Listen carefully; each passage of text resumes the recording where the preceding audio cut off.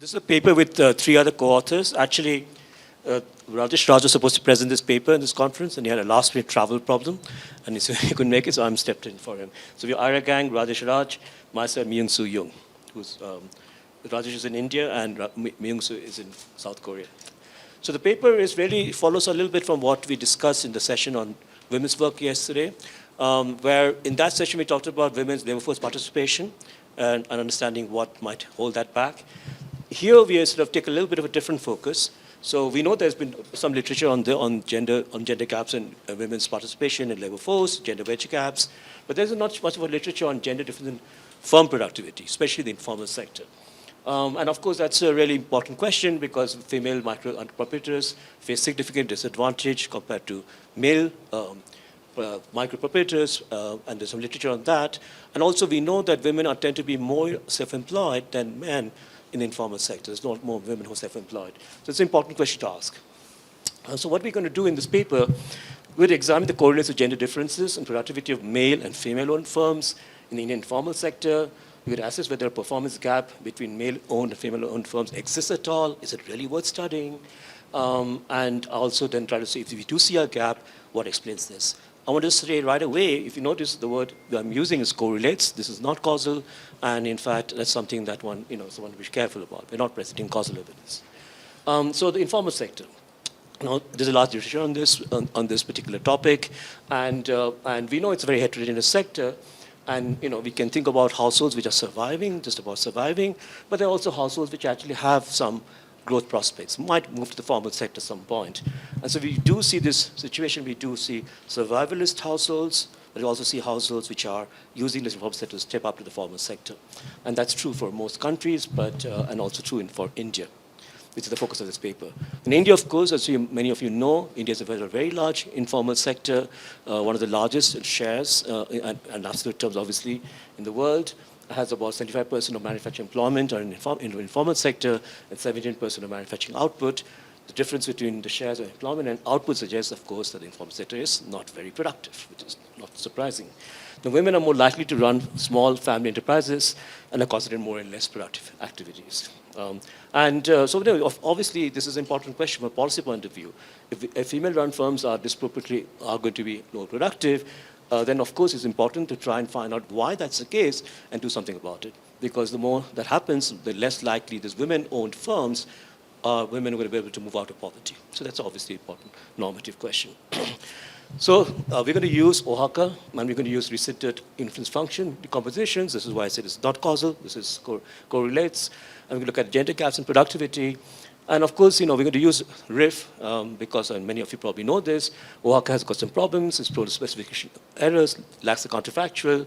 The choice of the reference group may affect the ratio of the endowment effect to the structural effect of the gap, and also overstates the contribution of the endowment effect. And also, as I'll argue in this paper, it was really important to use OHACA because we do see difference in the productivity gap between men and women across the distribution.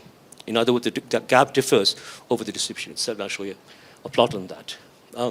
So RIF, just a few things on the RIF, because I think most of you probably know the RIF very well now. So we can start a counterfactual to sort of make sure that obviously, to make sure that we have the same distribution of characteristics for male and female-owned firms. We provide the compositions of differences across the whole distribution of productivity. We allow for the difference in observable characteristics, so-called composition effect, and the prices or the returns, the characteristics called the structural effect. Some people use structural effect, some people use coefficient effect. I don't really think it matters. And of course, the one good thing in this approach is that we can look at individual contribution, each factor. That's very important in understanding the gap. So we're going to use RIF. I should say with the RIF, a few things we did, which is a little bit different, is that we use a reweighting procedure, which is perhaps, Sergio Firpos in this conference has proposed that, a reweighting procedure to try to take away the problem with OHACA blinder, which is that OHACA blinder is very much a parametric approach. So reweighting helps in that. He also did something, which is what my fourth co-author came in, Myung-Soo Young. He's done some really good work trying to show that if you don't worry about the reference group in this decomposition, it makes a big difference. So essentially normalize across categorical variables. In other words, which reference group is used in decomposition doesn't matter. That's the innovation we have in this particular paper. Okay, the data is, and you can, some of you know this data set.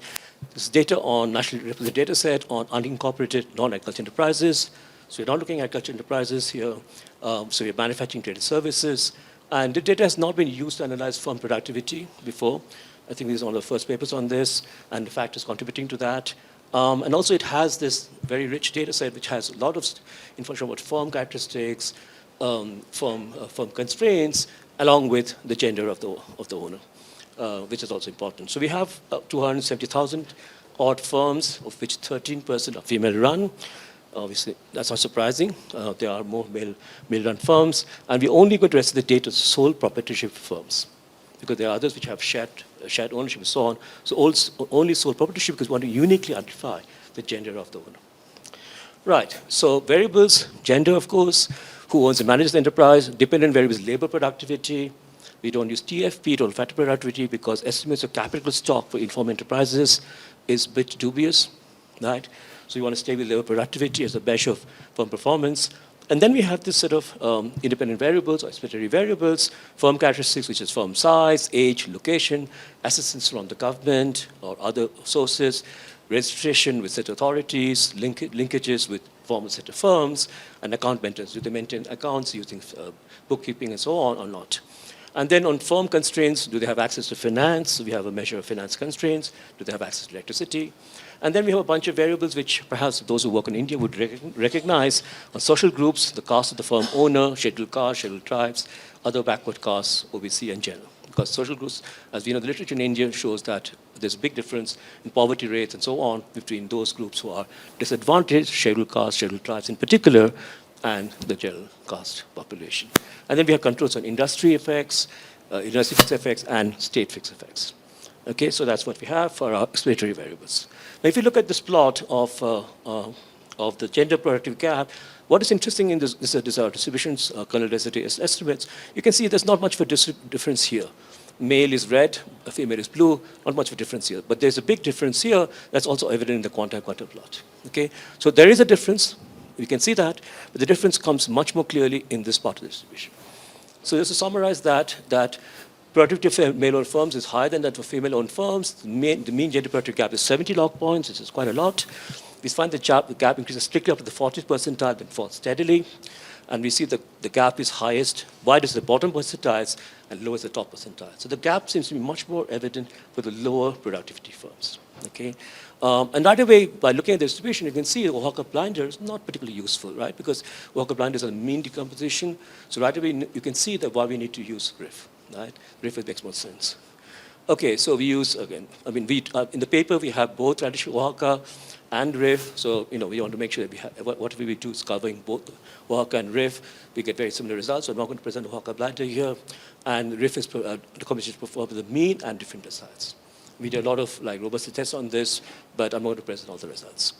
So I'm going to present the main result, which is decomposing the distribution, the gap in gender productivity across the composition effect and the structural effect. And what do we see? We see that 25% of the gap is explained by the composition effect. In other words, differences in firm characteristics, in also characteristics, firm characteristics, state fixed effects, and so on, industry fixed effects, and so on. So, but you see the 75% of the gap explained by the total structural effect, which is the returns to characteristics. So a big part of what we're seeing can be explained by the structural effect. Among the individual variables, we can see firm characteristics make a big difference. Half of the gap is explained by firm characteristics, which we already saw with things like farm size, age, assistance from the government, and so on. And in the other variables, we can see that regional effects and state effects also have a huge effect. Together, they explain 40% of the gap. We actually surprisingly see hardly any contribution of firm constraints. In other words, the difference in the gap of productivity is not because male-owned firms have more access to finance than female-owned firms. That's not what's happening, okay? Or access to electricity. So we don't see that. Surprisingly, we don't see much of a difference in social group effects, not making a big difference here, which I thought was interesting, both in the structural effect, the composition effect and structural effect. I'm going to just provide this effects now across the distribution, which is really interesting because you can see that the explanatory part of the structural effects is highest between the 20th and 60th percentile around here, and while the lowest is the 90th percentile out here. Okay, so right away you can see this is why the RIF is so important in our case, because you can see that the contribution of these two big effects is really coming in here. Okay, and structural effects, particularly here. You can see this big contribution here, right? Almost, as I said, almost 80%, right? So that's important. Now, I'm going to get too much into the individual factors, but just to sort of, this is pretty much summarize the previous graph, that we seem to see that the big effect is happening through structural effects, returns to characteristics, but also we see around quarter of the gap can be explained by the composition effects. And so we have both of them are important, right? I'm just going to present now let me just present the graphs here of the detailed composition effects. This is so we could do it by individual factors, right? The composition, right? So when you could do that, we can see that, again, interestingly enough, we see that across here, we see the firm characteristics make a big difference. In other words, the bottom end of the distribution, firm characteristics explain much of the gap. In fact, you can see it's explaining majority of the gap. So here you can see the bottom of the distribution, we can see the firm characteristics, the returns to characteristics explain about a lot of the gap and difference in observables, around differences in characteristics across male and female-owned firms. So that's interesting. We also see a big effect on here of, I think this is industry fixed effects. So where are these firms located, which industries also make a difference, which is not surprising because you can imagine that female-owned firms may cluster around certain kind of industries, and male-owned firms can cluster on some other kind of industries, so industry fixed effects make a difference, and that's also not surprising, right? So that's also there. And the other effects are really don't play a major role. On structural effects, again, firm characteristics make a difference, but we see a little bit of a variance over the distribution here of their contribution, so it's not obvious here which is really that important. But again, firm characteristics are important, but also industry has state fixed effects, right? Okay, so let me just now wrap up the paper. So what we did in this paper is perhaps, surprisingly very little literature to the gender productivity gap. So we looked at that for India.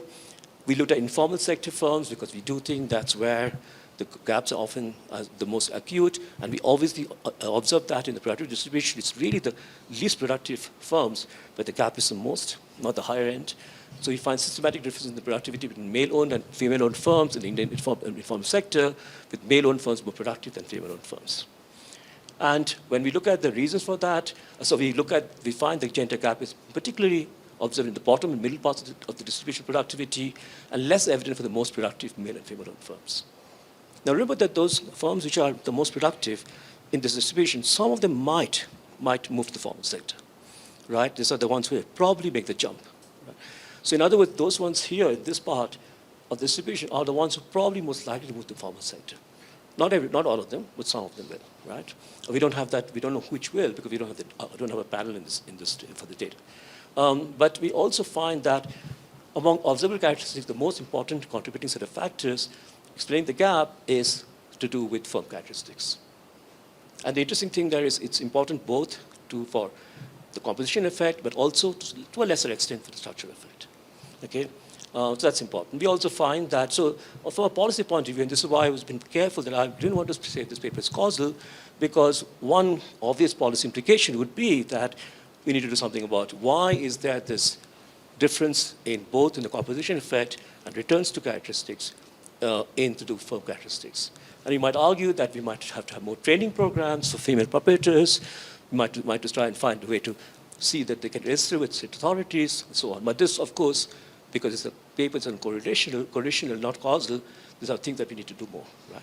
So I'll stop here.